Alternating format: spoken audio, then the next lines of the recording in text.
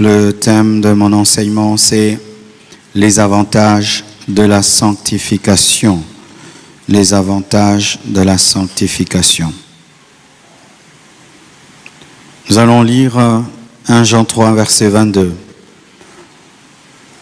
1 Jean 3, 22. Quoi que ce soit que nous demandions, nous le recevons de lui, parce que nous gardons ses commandements et que nous faisons ce qui lui est agréable. Jacques 5, verset 16. Confessez donc vos péchés les uns aux autres et priez les uns pour les autres, afin que vous soyez guéris. La prière fervente du juste a une grande efficacité. Prenez place, s'il vous plaît.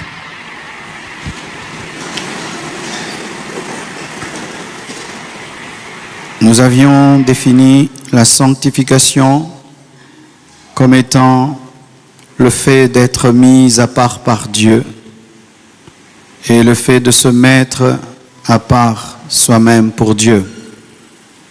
Parce que dans la sanctification, il y a la part de l'homme et il y a la part de Dieu. Dieu nous sanctifie et nous aussi nous devons nous sanctifier. La sanctification, c'est la croissance dans la pureté, la croissance dans la sainteté, c'est la recherche de la sainteté.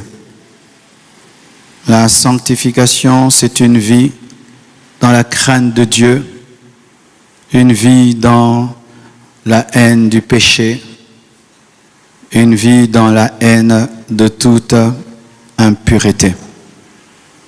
Et étant donné que l'homme est un être tripartite, la sanctification touche l'esprit, l'âme et le corps. Selon qu'il est écrit dans 1 Thessaloniciens 5, 23, que le Dieu de paix vous sanctifie lui-même tout entier et que tout votre être, l'esprit, l'âme et le corps soient conservés, irrépréhensibles lors de l'avènement de notre Seigneur Jésus. Pourquoi nous nous sanctifions? Pour plaire à Dieu, parce que nous aimons Dieu. Pourquoi nous nous sanctifions? Pour nous préparer à l'avènement de notre Seigneur Jésus-Christ. Il y a deux types de sanctification. Il y a la sanctification positionnelle qui nous est accordée par la foi et il y a la sanctification pratique que nous manifestons au travers de nos œuvres, au travers de nos actions. Je crois que c'est tout ce que j'avais enseigné dimanche passé. Nous acclamons le Seigneur.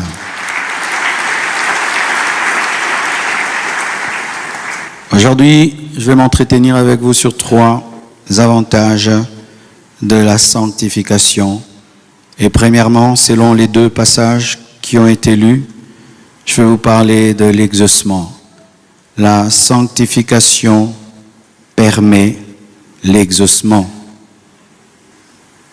Quoi que ce soit que nous demandions, nous le recevons de lui parce que nous gardons ses commandements et que nous faisons ce qui lui est agréable.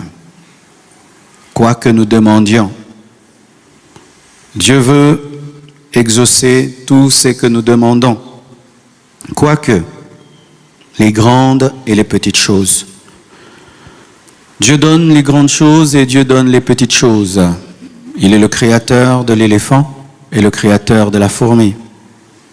Certains ne croient en Dieu que pour les grandes choses.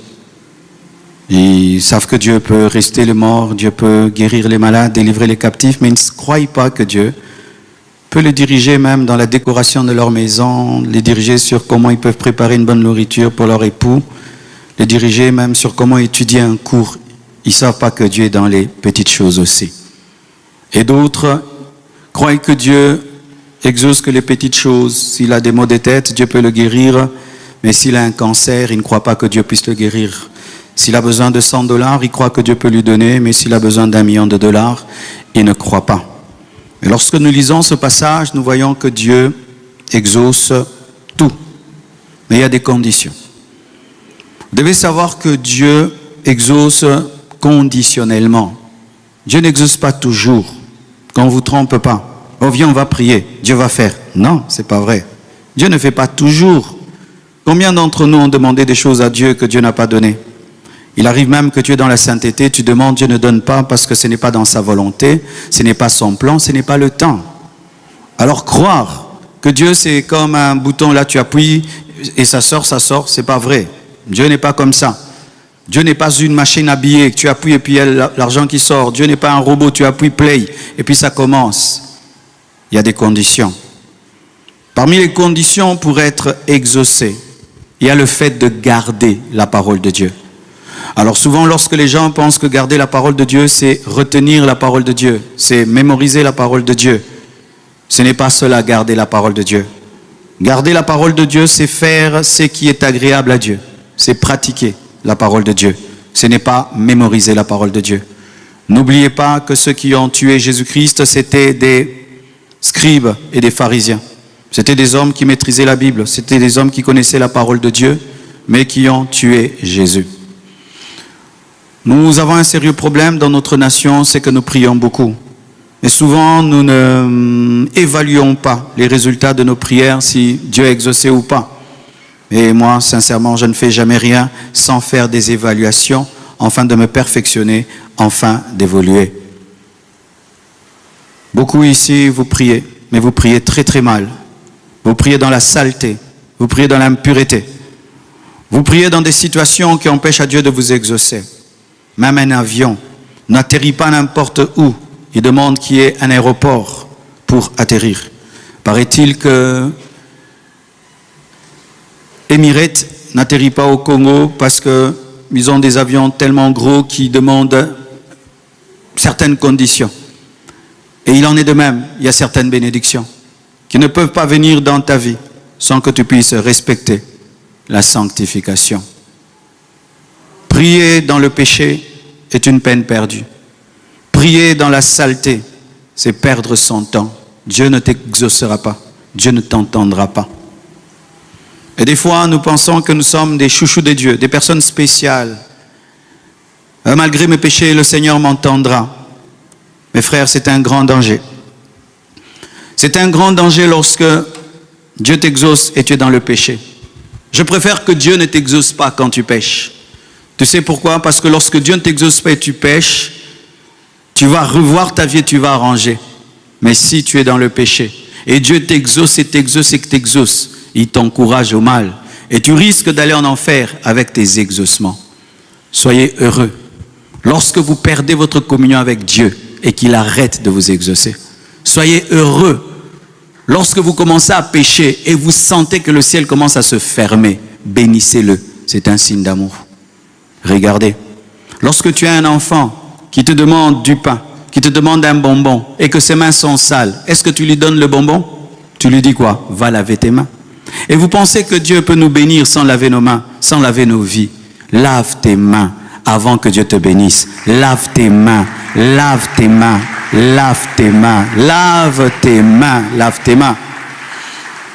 La puissance, mes frères et sœurs, de la prière n'est pas la voix.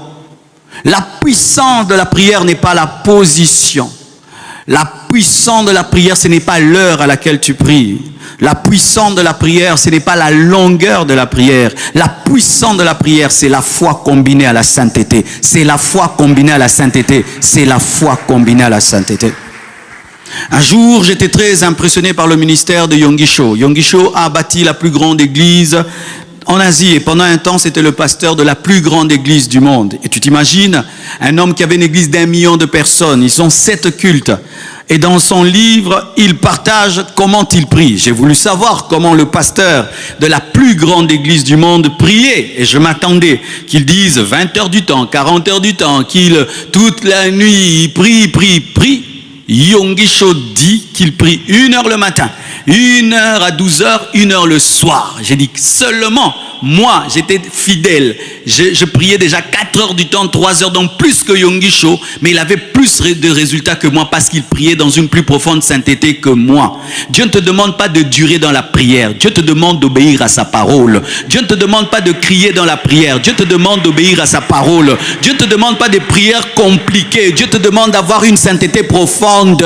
Arrêtez les prières compliquées. Priez dans la simplicité mais dans la sainteté. Priez dans la simplicité mais dans la sainteté. Regardez les prières de Jésus. Jésus priait simplement. Jésus priait simplement. Sois guéri, sois pur. Père, je t'exauce. Je te rends grâce parce que tu m'exauces. Mais aujourd'hui, nous sommes des champions dans des prières compliquées. Mais il n'y a rien dans nos vies. Pourquoi? Parce qu'il n'y a pas de sainteté. Et nous ressemblons de plus en plus à des prophètes de Baal. Les prophètes de Baal ont prié, c'était compliqué. Ils se sont fait des incisions, ils ont sauté, ils ont dansé. Le ciel était fermé, mais Élie a prié simplement. D'ailleurs, un vrai moteur ne fait pas beaucoup de bruit. Et lorsque tu es dans la profondeur avec Dieu, tu ne vas pas beaucoup t'agiter. Tu vas opérer dans la communion, dans l'intimité. Et le Père t'entendra. Vous allez remarquer que les enfants qui ont une bonne communion avec leur papa ne crient pas pour demander. Ils parlent simplement, le Père donne sur base de l'intimité et de la communion. Mais